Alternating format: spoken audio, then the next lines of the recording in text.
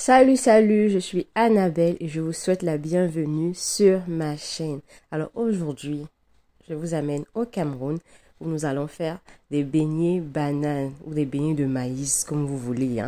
Alors ça là, durant mon enfance, ça m'a bercé durant mon enfance parce que je ne manquais pas de manger les beignets le soir chez Mamie Makala. En tout cas, si tu es du Cameroun, tu vas comprendre.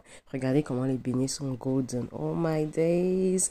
Et c'est bien moelleux. En tout cas, si tu veux connaître la recette, continue à regarder. Ciao, ciao!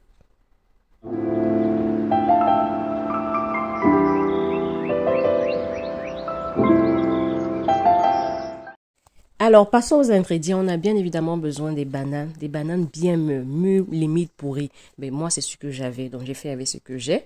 J'aurais préféré que ce soit bien plus mûr que ça. Un peu de sel, du sucre, vraiment à votre convenance. 500 grammes de semoule parce que j'avais pas la farine de maïs. Donc moi, j'utilise la semoule, 500 grammes. Et 500 grammes également de farine de blé. Ok. Bon, là, j'avais un peu moins de 500 grammes et à la fin, j'ai pas utilisé tous les 500 grammes, vous verrez. Ok. Et on a aussi besoin du sucre vanillé pour aromatiser et de la levure boulangère pour faire monter la pâte. On passe à la préparation. Je commence par éplucher mes bananes. Moi, j'ai 10 doigts de bananes. Et comme je disais, la préférence, c'est que ce soit vraiment mûr.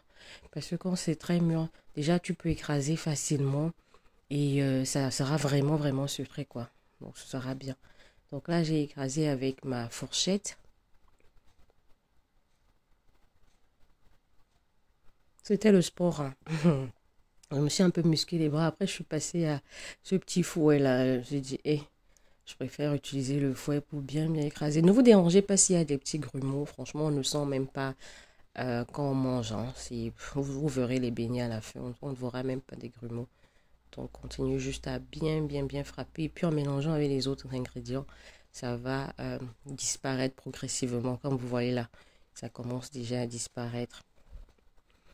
La levure boulangère, j'ai oublié de la préparer au début, mais bon, on la met dans un peu d'eau tiède et on la laisse monter tout tranquillement. Donc, quand je me suis rappelé, j'ai dit, bah, je fais ça vite fait et je mets sur le côté. Donc, voilà à quoi ça ressemble. Juste un peu d'eau, un sachet de levure, on remue et on laisse reposer. Maintenant, je continue ma préparation, je verse mon sucre. Je pense que j'en avais pour 150 grammes de sucre. Mais c'est comme, il y a les gens qui aiment les beignets très sucrés, les gens qui aiment moyennement sucrés, c'est comme vous voulez. D'autres n'en mettent même pas parce que si la banane est très bien mûre, elle devrait être sucrée. Donc d'autres n'en rajoutent pas. C'est à votre convenance côté sucre. On remue bien. Ensuite, tous les 500 grammes de semoule, c'est la semoule fine. Quoique ça, c'était la semoule moyenne, mais l'idéal, c'est de la faire avec la semoule, de faire les beignets avec la semoule extra fine.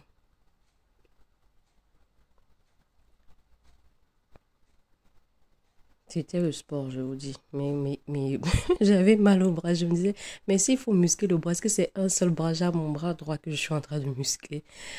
Mais je n'arrive pas à travailler avec ma main gauche. C'est compliqué. Avec mon bras gauche, c'est compliqué.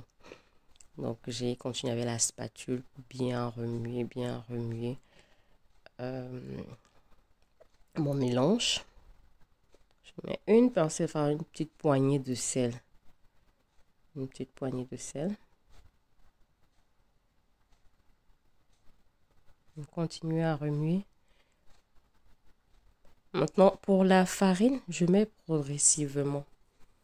Je mettais tas par tas parce que pour mélanger ça, c'est pas facile. C'est pas facile. J'évitais de faire ça avec mes mains, mais à la fin, j'étais obligée. Donc, j'ai continué avec la spatule pour bien mélanger, parce que ça rend un peu, du coup, le mélange lourd. Donc, on a un peu du mal à bien remuer. Donc, c'est ça que j'ai préféré faire progressivement. Rajouter la farine de blé progressivement.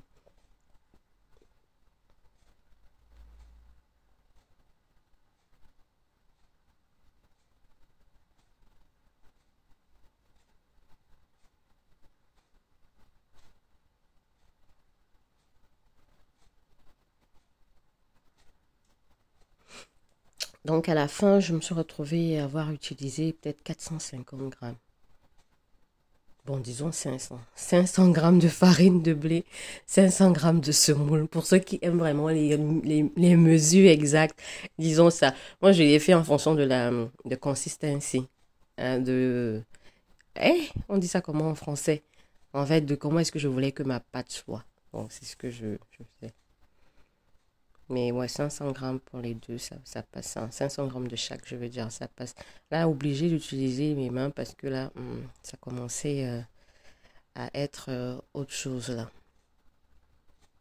Ah, j'ai pensé à mettre la levure à ce moment-ci.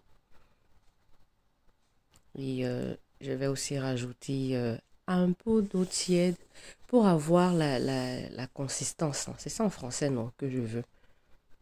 J'ai ajouté un peu d'eau tiède.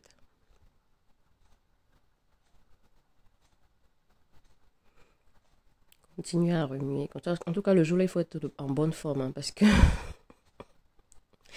remuer là, c'était pas du tout facile. C'était pas du tout facile, j'étais épuisée.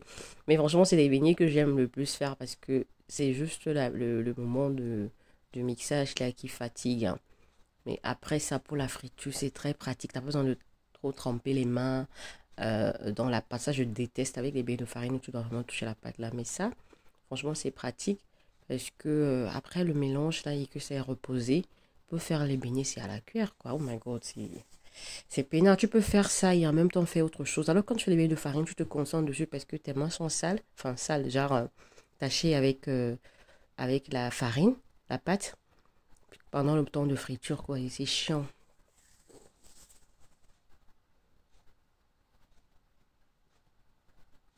Bon, là maintenant c'est bon et on va laisser reposer.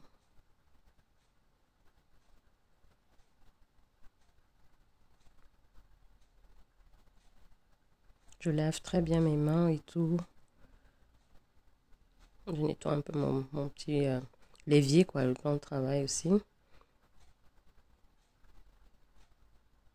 J'essaye d'aérer un peu la pâte.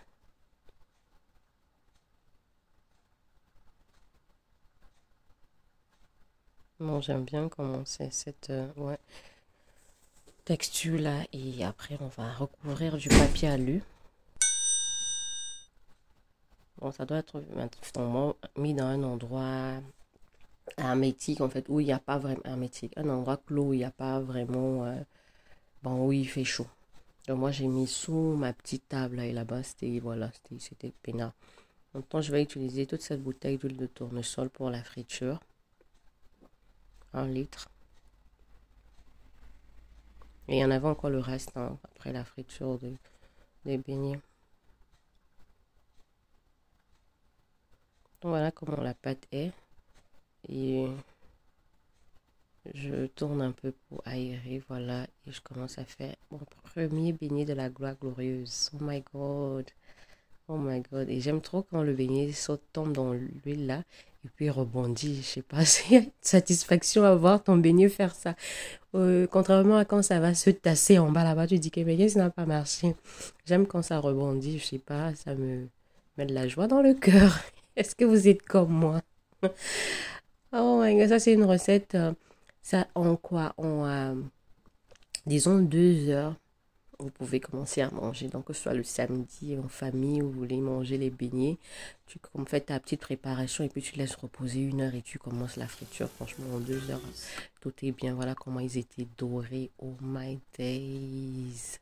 Alors, nous sommes arrivés à la fin. J'espère que vous avez aimé la vidéo. Si c'est le cas, n'oubliez pas de mettre un j'aime, un petit commentaire et de vous abonner si ce n'est pas encore le cas et de partager. Regardez comment le beignet est bien cuit à l'intérieur. Il n'y a même pas les petits grumeaux là. En tout cas, bon appétit. Nous, c'était un mot de beignet haricot. Ciao, ciao.